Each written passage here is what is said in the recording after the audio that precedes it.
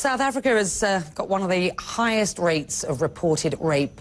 More than 70% of South African women have experienced sexual abuse. That is according to government figures. A 2010 government study found that about 1 in 4 men in South Africa admitted to raping a girl or woman, and 1 in 7 admitted to gang rape. Statistics, though, are one thing, packing a much harder punch hearing someone openly admit to raping a woman. Hear what these young men had to say to CNN's Nkipile Mapuse in a story she filed for us in 2009.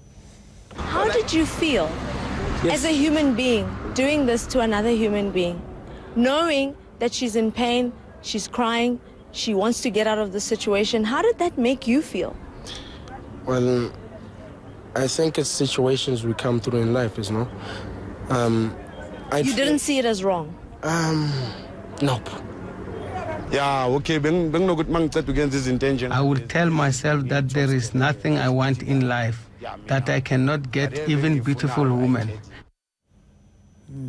Out of a report filed in 2009. So, what is being done today to change prevailing social attitudes and reverse what are these dreadful numbers? Well, Albert Fritz is a provincial minister for social development in the Western Cape, the area of South Africa where this attack took place. Our reporter described South Africa as a country becoming, and I quote her, increasingly hardened to high levels of sexual violence. Why is that?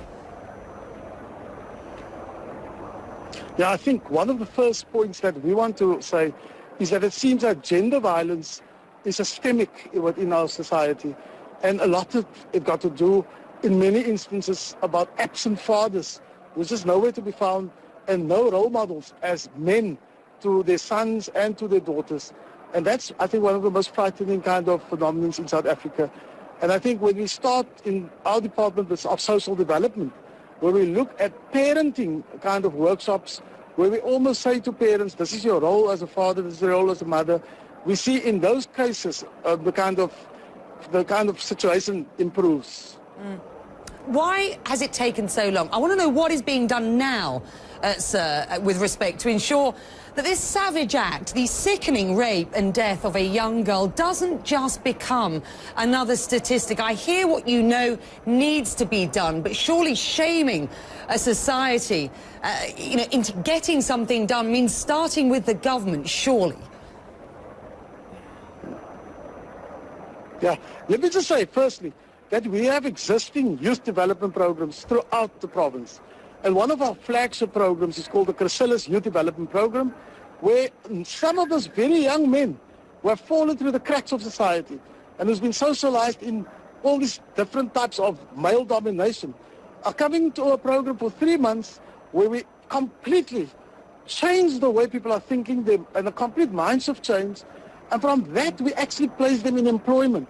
But because we also are in South Africa and in the Western Cape province, we have high levels of unemployment and of young people who are supposed to still be at school or out of school. We have massive amounts of alcohol and drug abuse. And we have a very interesting gang culture that's very prevalent in the Western Cape.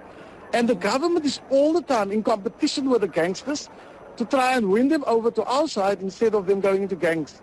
And I think that's some of our challenges. And I must say, in the Bredasdorp area, we have a very interesting program called the Oasis program, where they use football as a vehicle to attract youngsters. And they're doing very good work with a lot of youngsters in that area on that basis.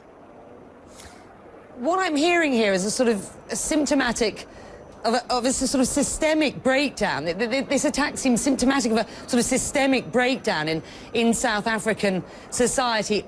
Are you absolutely convinced that the government, at the very echelons of South African society, are taking this seriously? I hear what you're saying, and I know that there are actions, there are solutions that people are pursuing, but is this a tipping point, I think, is what I'm asking. I think this event, this horrendous event of this rape and murder of this incredibly young, beautiful woman, I think this has become a tipping point. I want to say in the Western Cape, which is a different government to the rest of the country, we have a Democratic Alliance government where we do things in a very different way. I think we have started to see a lot of gains in a number of areas, specifically around our youth programs that we are carrying out. We are seeing far more of our youngsters staying in school. We are seeing far more of our youngsters, and in fact, a lot of people coming into this province for schooling because we just have some of the best schools in the country. And so there's a good move forward. We need to build on that. We need to pay more attention to it. We need to invest far more on our youth development to keep those youngsters who did this horrendous deed, to get them away from that behavior. And one of the focus areas for us is to actually look at behavior change of our young people. And we're doing a number of very good programs around behavior change. And I think what we are saying in this country and in the province, we need what we call a social disruption to change the wave around so that people and our young people just completely have a new morality and a new way of thinking. And I think we're on the way to that.